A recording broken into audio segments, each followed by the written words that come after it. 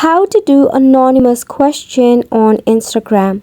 Welcome and let's get right into this tutorial. Start off by launching your NGL application in your mobile device. Make sure you have connected your NGL with your Instagram.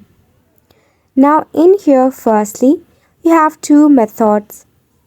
By selecting on copy your link, you'll have your profile link of your NGL.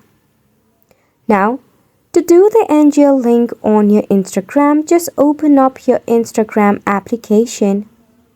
Make sure you're logged in into your account. Tap on the story icon and create a story. Then, click on the sticker icon, select on the link option. By tapping on link, paste the link that you copied. Adjust the placement of it and select on your story. This is the first method.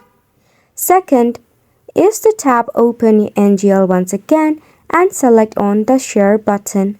Click on next step. It will automatically redirect you to your Instagram story. Click on the sticker icon and select on link. Paste the link that you copied and overlay it right on top of it and add it as a story.